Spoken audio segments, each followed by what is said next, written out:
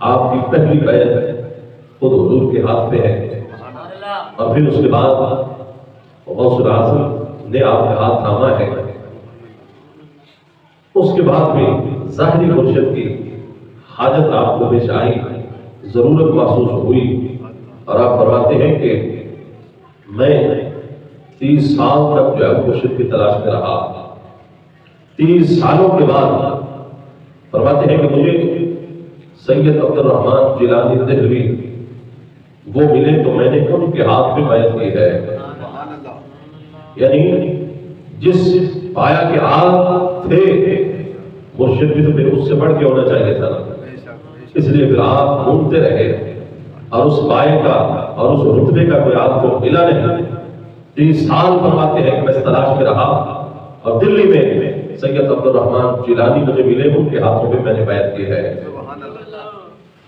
تو حضور غوث الاعظم رضی اللہ تعالیٰ عنہ نے آپ کو نوازا، اور حضور صلی اللہ علیہ وسلم آپ کسی مدرسے میں نہیں پڑھے، لیکن حضور سے، مولا علی سے اور غوث الاعظم سے آپ کو علم لدنی جو عطا کیا گیا، آپ اس کی بنیاد پر آپ نے 140 کتابیں بھی لکھی ہیں۔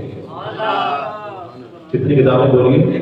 140 کتابیں آپ نے لکھی، اور ان میں سے ایک کتاب ابیات باہو، وہ آپ کا پنجابی کلام ہے، اور اس کے علاوہ باقی آپ کی جتنی بھی کتابیں ہیں وہ ساری فارسی زبان میں، فارسی زبان میں۔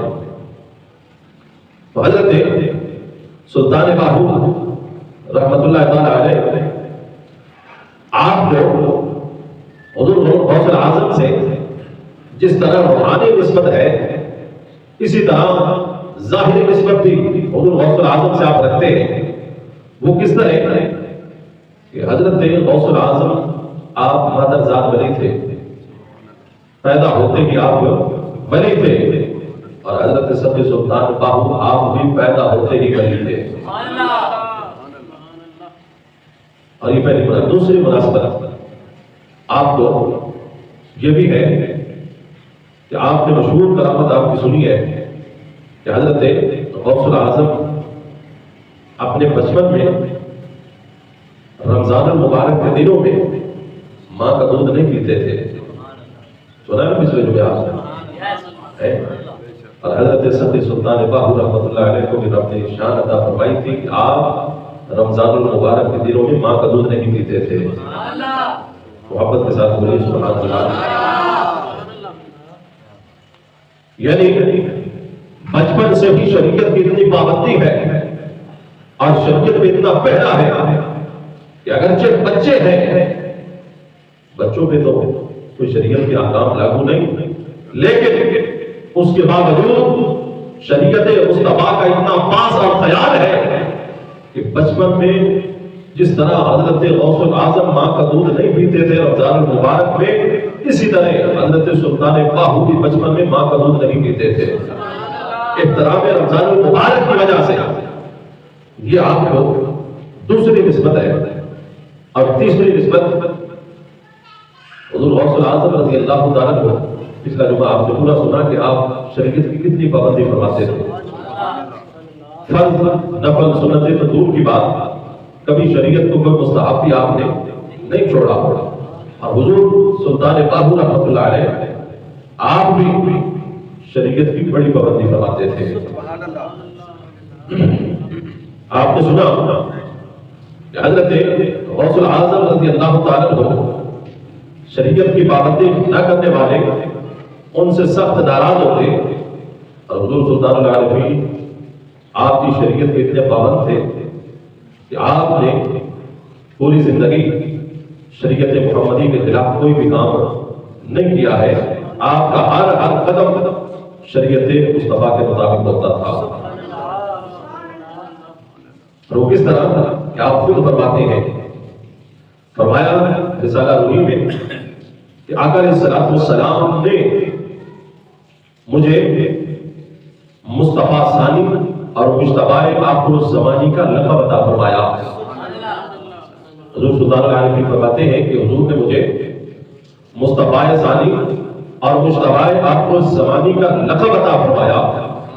اس کا کیا مطلب ہے اس کا مطلب یہ ہے کہ یہ دونوں القابات جو آپ کو حضور کی بارگاہ سے حاصل ہوئے، یہ اس بات کی طرف اشارہ ہے آپ مکمل طور پر شریعت کے تابع ہے۔ اس لیے کہ جو شریعت سے ایک قدم کیا ایک انچ بھی ہٹے تو اسے وہ مقبولیت تامہ حاصل نہیں ہو سکتی۔ مقبولیت تامہ اسے ہی حاصل ہوتی ہے جو رسول اللہ کی شریعت کا مکمل پابند ہوتا ہے۔ حضور غوث اعظم رضی اللہ تعالیٰ عنہ جس طرح آپ شریعت کی بڑی سختی سے پابندی فرماتے، حضور سلطان العارفین آپ کا بھی یہی عادت تھا اور یہی عادت تھی، اور آپ نے سنا کہ حضور غوث اعظم رضی اللہ تعالیٰ عنہ آپ نے فرمایا کہ ہر وہ راہ جو شریعت سے ہٹ کر ہو وہ طریقہ زندگیہ ہے، اور اس پر چل کر کوئی رب کی معرفت نہیں پا سکتا۔ اور اسی بات کو حضرت سخی سلطان باہو رحمۃ اللہ علیہ اپنی کتاب خیر الفقر میں ان الفاظ کے ساتھ بیان کرتے ہیں، اذا رأيت رجلا يطير في الهواء ويأكل النار ويمشي على الماء وترك سنة من سنتي فاضربه بالنعلين۔ آپ فرماتے ہیں کہ اگر تمہیں کوئی ہوا میں اڑتا ہوا نظر آئے یا آگ کے انگارے کھاتا ہوا نظر آئے یا تمہیں کوئی پانی پر چڑھتے ہوئے نظر آئے، فرمایا کہ اس کا کوئی عمل نہیں شریعت محمدی کے خلاف ہو، اسے کبھی رب کا ولی نہیں ماننا ہے کہ وہ ہوا میں پرواز کر رہا ہے یا وہ آگ اپنے منہ میں رکھ رہا ہے اور گارے کھا رہا ہے یا وہ دریا کی لہروں پہ چلتا ہوا جا رہا ہے۔ فرمایا اگر اس کا ایک عمل بھی حضور کی شریعت کے خلاف ہے تو اسے ولی نہیں ماننا، بلکہ اس کے ساتھ کیا سلوک کرنا ہے؟ آپ فرماتے ہیں فَاضْرِبْهُ بِالنَّعْلَيْنِ، وہ پیر ماننے کے قابل نہیں ہے، وہ تو جوتیاں مارنے کے قابل ہے۔ وہ جوتیاں مارنے کے قابل ہے کہ وہ لوگوں کو دھوکہ دے رہا ہے۔ اس لیے اللہ کا ولی اس وقت تک کوئی مان نہیں سکتا جب تک کہ شریعت کا مکمل تابع نہ ہو جائے، اور یہ شریعت کے بھی خلاف کرتا ہے اور پھر ڈرامے بازیاں کر کے لوگوں کو دھوکہ بھی دے رہا ہے۔ فرمایا یہ جوتوں کے قابل ہے، یہ ہاتھ سننے کے قابل نہیں ہے۔ تو یہ آپ کو تیسری مناسبت ہے حضور غوث اعظم سے، اور چوتھی مناسبت آپ کو حضور غوث اعظم سے یہ بھی ہے کہ حضور غوث اعظم رضی اللہ عنہ آپ فرائض کے علاوہ ہر دن میں 1000 رکعت نماز نفل پڑھتے تھے، اور حضور سلطان العارفین آپ بھی فرضوں کے علاوہ ہر دن 1000 رکعت نماز نفل پڑھتے تھے۔ بولیے سبحان اللہ۔ تمہارا یہ ایک الگ موضوع ہے، تو یہ اس رنگ کا اس فیض کا اثر ہے جو آپ کو حضور غوث اعظم سے حاصل ہوا۔ اب آئیے اس کے بعد حضور غوث اعظم رضی اللہ تعالیٰ عنہ آپ کے بارے میں آپ اپنی کتاب رسالہ روحی کے 17 نمبر صفحے پہ حضور غوث اعظم رضی اللہ تعالیٰ عنہ کا ذکر کرتے ہیں اور فرماتے ہیں کہ عالم ارواح میں اللہ رب العزت نے نور محمدی پہ اپنی خاص تجلی ڈالی، اور نور محمدی کی اس خاص تجلی سے کچھ جو ہے وہ قطرے ٹپکے، فرمایا کہ ان قطروں سے رب نے 7 روحیں پیدا کی۔ کتنی روحیں؟ 7 روحیں پیدا کی۔ فرماتے ہیں کہ ان میں سے پہلی روح فرماتے ہیں کہ وہ حضرت خاتون جنت سیدہ فاطمہ الزہرا کی روح ہے۔ سبحان اللہ، سبحان اللہ۔ کس کی روح ہے؟ فاطمہ الزہرا سلام اللہ علیہا کی روح ہے۔ اور فرماتے ہیں اس قطرے سے دوسرے قطرے سے فرماتے ہیں کہ روح پیدا کی، اور وہ روح حضرت خواجہ حسن بصری کی روح ہے جو علی کے شاگرد ہے۔ اور فرماتے ہیں کہ تیسری روح اس نور محمدی کی تجلی سے جو پیدا ہوئی، آپ فرماتے ہیں کہ شیخ ما حقیقت الحق نور مطلق مشہود علی الحق حضرت سید محی الدین عبد القادر جیلانی محبوب سبحانی قدس سرہ العزیز۔ تیسری روح حضرت شیخ عبد القادر جیلانی کی روح ہے۔ اور یہاں پر آپ کیا فرماتے ہیں کہ شیخ ما میرے شیخ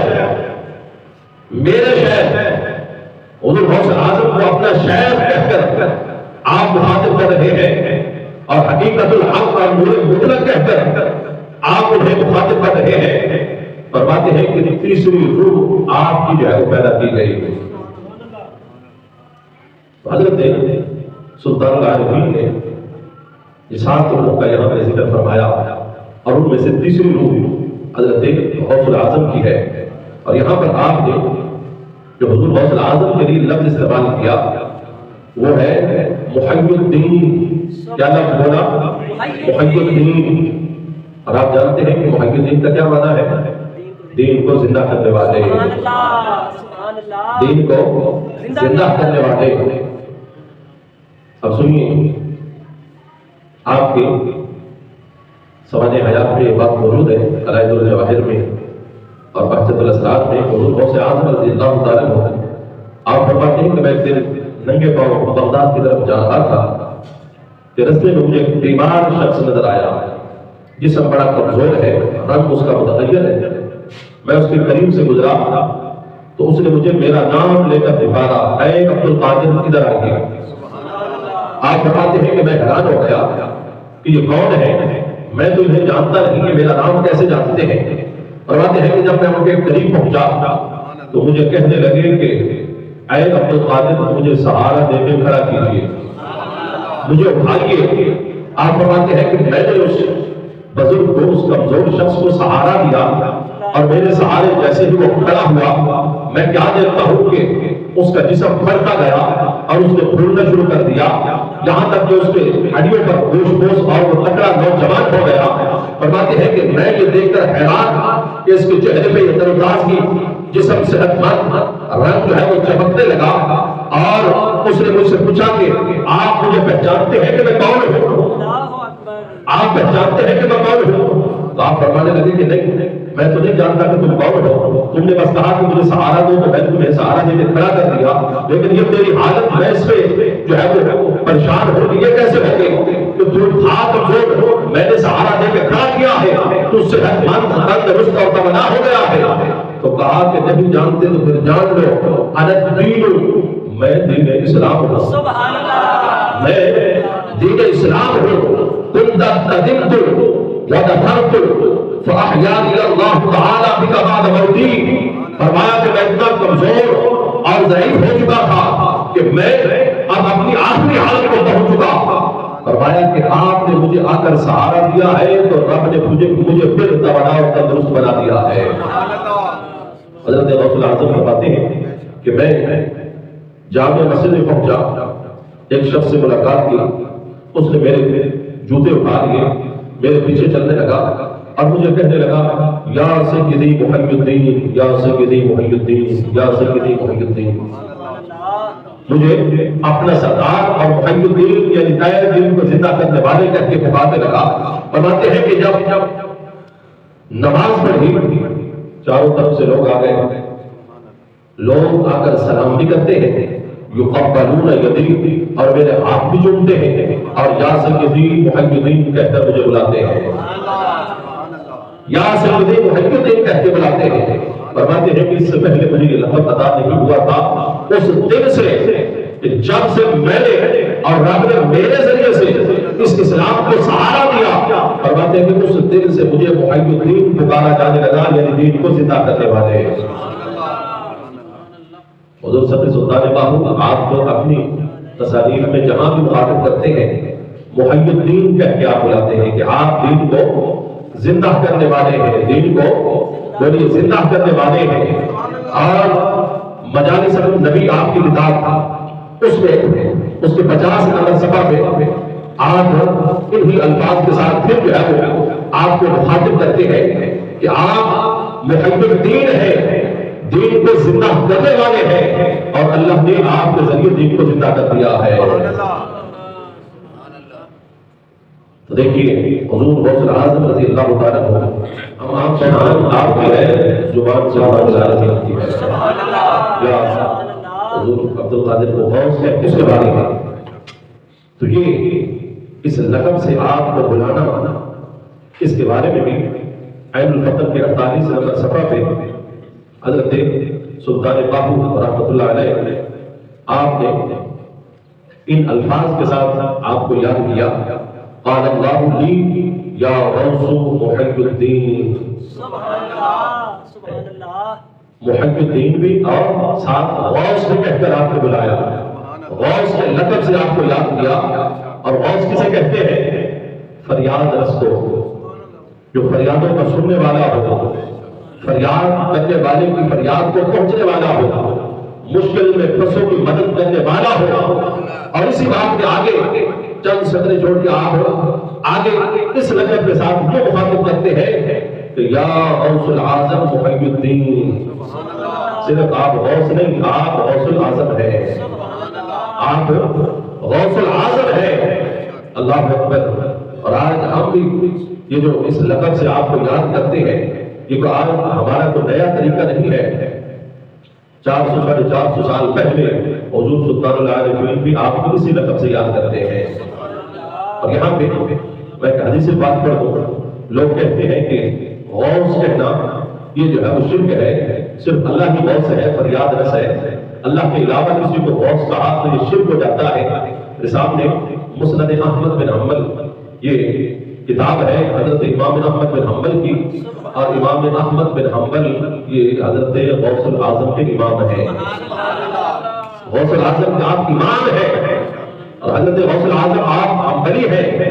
امام احمد بن حنبل کی تکلیف کرنے والے ہیں، اور امام احمد بن حنبل اس اپنی مسند میں ایک حدیث پاک لے کر آئے، جس حدیث پاک کے راوی حضرت عثمان بن ابو العاص ہے۔ لمبی حدیث پاک ہے، میں اس کا مختصر حصہ پڑھنا چاہتا ہوں کہ جس وقت آخری زمانے میں لوگوں پہ یہ حالات گزرے گے، آقا علیہ الصلوۃ والسلام نے قیامت کی نشانیاں بیان فرمائی، علاقے میں ہو جائے گا۔ سبحان اللہ یا رسول اللہ، بولیے نا سبحان اللہ۔ نام بھی بتائے ہیں، اور فرمایا کہ پھر جس جس علاقے میں وہ لشکر لے کر جائے گا، اس علاقے والوں کی حالت زار کیا ہوگی، حضور نے ان کی اس حالت کو بھی بیان فرمایا ہے۔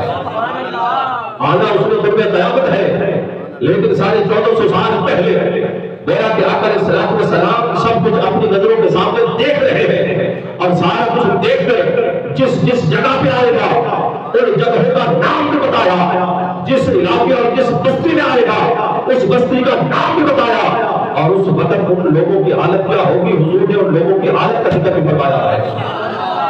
اور آقا علیہ الصلوۃ والسلام نے فرمایا کہ وہ لوگ ان پہ اتنے حالات تک ہو جائیں گے، اور بھوک کی اتنی شدت ہوگی کہ ان لوگوں کو کھانے کے لیے کچھ نہیں ملے گا، یہاں تک کہ وہ لوگ اس دجال سے مقابلہ کرنے کی بجائے بھوک کی شدت کی وجہ سے اپنی جو ہے وہ کمانوں کی جو رسیاں ہوتی ہیں وہ توڑ کر اسے جو ہے وہ آگ میں جلا کر اس رات کو کھا جائیں گے، اور اسی طرح انہیں جو ملے گا بھوک کی شدت کی وجہ سے وہ لوگ کھائیں گے، اور اس حالت زار میں وہ لوگ اسی مسیحا کے انتظار میں ہوں گے کہ کوئی آئے جو ہمیں بچائے، کوئی آئے جو ہماری مدد کرے، کوئی غوث آئے جو ہماری اس مشکل حالت میں مدد کرے۔ اور سنیے حدیث پاک میں لفظ کیا ہے، اذا نادا مناد من السحر، فرمایا جس وقت پچھلی رات کا وقت ہوگا، سحری کا ٹائم ہوگا، اس وقت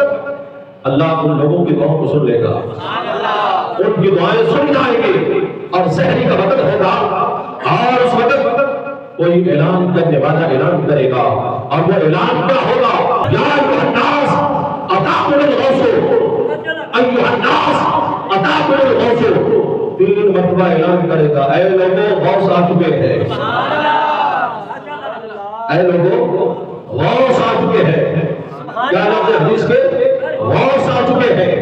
ارے اللہ کے علاوہ کسی اور کو غوث کہنا اگر شرک ہوتا تو حدیث کے لفظ کے بارے ہوتے، جب 3 مرتبہ اعلان ہوگا کہ اے لوگوں غوث آ چکے ہیں، وہ آنے والے غوث کون ہوں گے؟ وہ حضرت سیدنا عیسیٰ روح اللہ ہوں گے، اے بندے، لیکن انہیں غوث کہا جا رہا ہے، حدیث میں انہیں غوث کہہ کے بلایا جا رہا ہے۔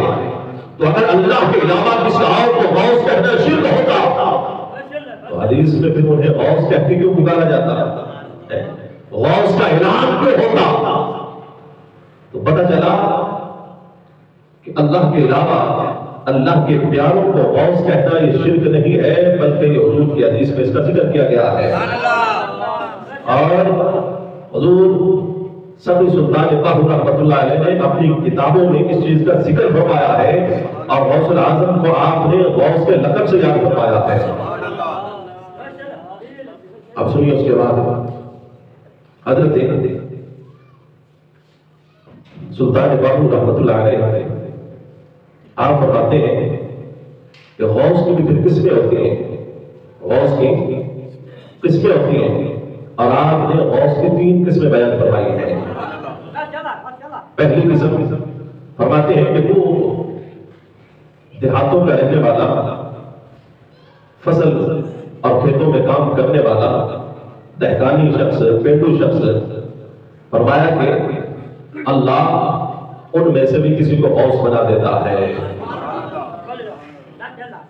اور دوسرا فرمایا کہ وہ روحانی غوث ہوتا ہے، پہلا غوث دہقانی غوث اور دوسرا روحانی غوث، اور فرمایا کہ روحانی غوث وہ ہوتا ہے کہ جس کی روح باقی رہتی ہے، نفس فانی ہو جاتا ہے، اور وہ ہر وقت اللہ کے دیدار میں ایسا مست رہتا ہے کہ اسے دنیا باقیات کی سمجھ نہیں ہوتی ہے، اسے روحانی غوث کہتے ہیں۔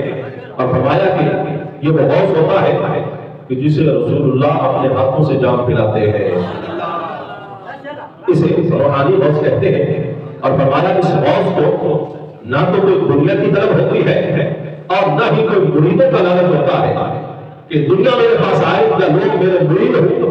فرمایا اسے نہ دنیا کی طرف نہ کوئی مریدوں کا لالچ، یہ دنیا سے بے نیاز ہو کر ہر وقت رب کے دیدار کا مشتاق رہتا ہے۔ اور فرمایا تیسرا غوث وہ ہوتا ہے، اس کی نشانی یہ ہے کہ فرمایا اس غوث کے مرید جو ہوتے ہیں اور اس غوث کے جو طالب ہوتے ہیں، فرمایا وہ ہر وقت اللہ کے دیدار کی طرف میں رہتے ہیں۔ اور وہ کون سا تیسری قسم کا غوث ہے؟ آپ فرماتے ہیں کہ وہ غوث وحدت سر سبحانی معشوق ربانی غوث الجن والانس والملائکہ حضرت شاہ عبد القادر جیلانی ہے۔ آپ کلیم التوحید کلام میں یہ بات ارشاد فرماتے ہیں کہ غوث کی 3 قسمیں ہوتی ہیں، اور ان سب سے بڑھ کر جسے رتبہ اور مقام حاصل ہوتا ہے وہ تیسری قسم کا غوث ہے جسے غوث الاعظم کہا جاتا ہے۔ اس لیے آپ عین الفقر میں حضرت شیخ عبد القادر کو غوث الاعظم کہتے بھی آپ انہیں مخاطب کرتے ہیں۔ اور اس کے بعد آپ حضور سلطان العالمین اپنی کتاب عین الفقر کے 78 نمبر صفحہ پہ اور اسی طرح 76-77 صفحہ پہ آپ کیا فرماتے ہیں؟ فرماتے ہیں کہ میں جو حضور غوث الاعظم کا دیوانہ ہوں اور جا بجا ان کے تذکرے کرتا رہتا ہوں اور ان کا ذکر جو ہے وہ کرتا رہتا ہوں، تو فرمایا کہ ان کی شان تو بڑی بلاؤ بڑا ہے اور وہ اللہ کے بڑے مقرب ہیں۔ تو کسی نے کہا کہ اے سلطان باہو، آپ تو ہر وقت غوث الاعظم کے تذکرے کرتے رہتے ہیں اور کبھی تو یہ کہتے ہوئے نظر آتے ہیں کہ بغداد شہر دی کی نشانی اونچیاں لمبیاں چراہوں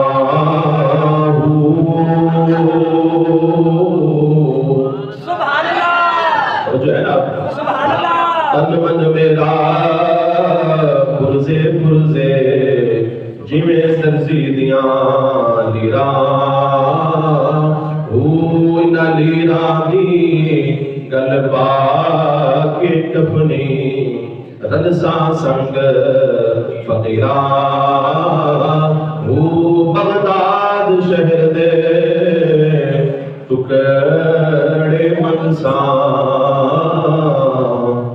وقت کا سبحان ہے اور غوث کی بات کا ہمیں کیسے حاضری ہو رہی ہے کہ بغداد شہر دے ٹکڑے منسا دیکھر سا میرا میرا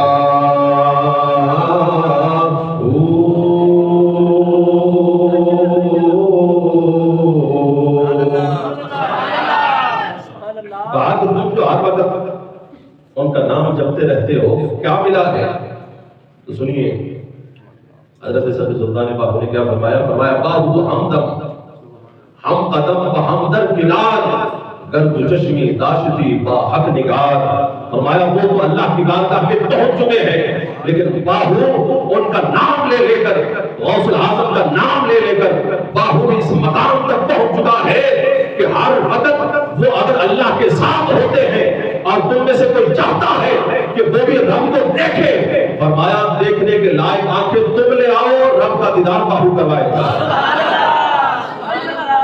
نعرہ تکبیر، نعرہ رسالت، نعرہ تحقیق، نعرہ حیدری، نعرہ غوثیہ، نعرہ سلطانیہ، لبیک لبیک لبیک یا رسول اللہ، لبیک لبیک لبیک یا رسول اللہ. تاجدار ختم نبوت، تاجدار ختم نبوت، تاجدار ختم نبوت، علماء حق اہل سنت. سبحان اللہ. فرماتے ہیں کہ کیا ملا ہے ہمیں؟ باہو ہر کبینت ربی فطر صبح شام آتش دوزخ برو کردد حرام. فرمایا کہ باہو نے غوث کے قدموں میں بیٹھ کر یہ مقام اور مرتبہ پایا ہے کہ فرمایا جو شخص صبح و شام اب سلطان باہو کا دیدار کر لے، رب اس میں بھی دوزخ کی آگ حرام کر دیتا ہے. سبحان اللہ، سبحان اللہ. جیو مرشد جیو. سلطان باہو پنجابی میں کلام سے نہیں، آپ کی 140 تصانیف میں ایک کتاب پنجابی میں ابیات باہو، باقی سارا خزانہ تو آپ کا فارسی میں ہے. سبحان اللہ، سارا خزانہ باقی آپ کا فارسی ہے. سبحان اللہ. اللہ اکبر. اور آپ نے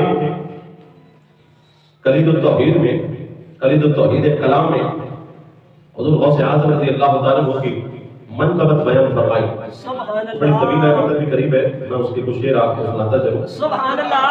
آپ فرماتے ہیں کہ شفیع امت سرور بہت آن شاہ جیلانی. سبحان آپ کی اللہ. زبان ہے. شفیع امت سرور بہت آن شاہ جیلانی تعالی اللہ چنا قدرت خدایش داد ارزانی. کہ شاہ جیلان حضور کی امت کی شفاعت کرنے والے ہیں. سبحان اللہ. غوث العظم حضور کی امت کی شفاعت کرنے والے ہیں اور رب نے انہیں شاندار قدرت عطا فرما رکھی ہے. سکندر مرد دعویٰ کے حشر جا کرے عام افلاطون پیش علم تو مطر آمد و نادانی. آپ فرماتے ہیں کہ سکندری بھی، سکندر بادشاہ بھی آپ کے قدموں میں آ کر غلامی کرنے والا ہے. یہ غوث العظم کی آپ شان بیان فرما رہے ہیں کہ غوث کی شان یہ ہے کہ سکندر پوری دنیا پہ حکومت کرنے والا بادشاہ، وہ بھی غوث العظم کے قدموں میں آ کر وہ بھی غلامی کرنے والا ہے. افلاطون پیش علم تو مقر آمد و نادانی. اور فرمایا کہ افلاطون کو بھی آپ کے سامنے اپنی لا علمی کا اعتراف ہے. اللہ اکبر. افلاطون کو بھی اپنی لا علمی کا اعتراف ہے. حقیقت ازد روشن شد، طریقت ازد گلشن شد، سے پہل شرح راہی سے خورشید نورانی. اور آگے آپ فرماتے ہیں، سنیے بڑی پیاری نظم سے آپ نے حضور حضرت غوث العظم کی شان میں لکھی ہے. فرمایا کہ غوث العظم کی بارگاہ وہ ہے خاقان بھی آپ کی درگاہ کا منگتا اور کیسر آپ کی کچہری کا غلام ہے. سبحان اللہ، سبحان اللہ. خاقان آپ کے دربار کا منگتا ہے اور کیسر آپ کی کچہری کا غلام ہے. اے غوث آپ کس درجے کی عالی شان بادشاہ ہیں سبحان اللہ. کہ بڑے بڑے بادشاہ بھی آپ کے در پہ آ کے نوکری کرتے ہیں. بئی چشمے، بئی حشمت، بئی شوکت، بئی قدرت، بئی عظمت، نبوت است و ناخابت بوت الحق مثل توسانی. آپ فرماتے ہیں شان شوکت اور عظمت اور قدرت کا انسان آپ کے سوا کہیں اور نہیں دیکھا ہے. اور اس کے بعد چہ ناسوتی، چہ ملاکوتی، چہ جبروتی، چہ لاہوتی، ہما در سے پائے تو چہ عالی شان سلطانی. فرماتے ہیں کہ آپ اس عالی شان کے بادشاہ ہیں. ملکوتی اور جبروتی، ناسوتی سبھی آپ کے پاؤں تلے ہیں، سبھی آپ کے پاؤں تلے ہیں. اور آگے فرماتے ہیں زبان راسش و شوبایت و آب جنت الکوثر ازانی نام محی الدین بخاکی بر زبان ربانی. اے غوث العظم کا نام لینے والے فرماتے ہیں کہ آپ کا نام اتنا پاک ہے کہ جی چاہتا ہے کہ نام لینے سے پہلے جنت کے نہر کوثر سے پانی لے کر پہلے زبان دھو کے پھر غوث اعظم کا نام لو. اللہ اکبر اللہ اکبر شاہ اولیاء و اولیاء محتاج درگاہت مشائخ راہ بر درگاہت از فخر در ربانی. آپ فرماتے ہیں کہ اولیاء کے آپ بادشاہ ہیں اور اولیاء آپ کے در کے محتاج ہیں اور بڑے بڑے پیر آپ کی درگاہ پہ جھاڑو دینا باعث فخر سمجھتے ہیں. اللہ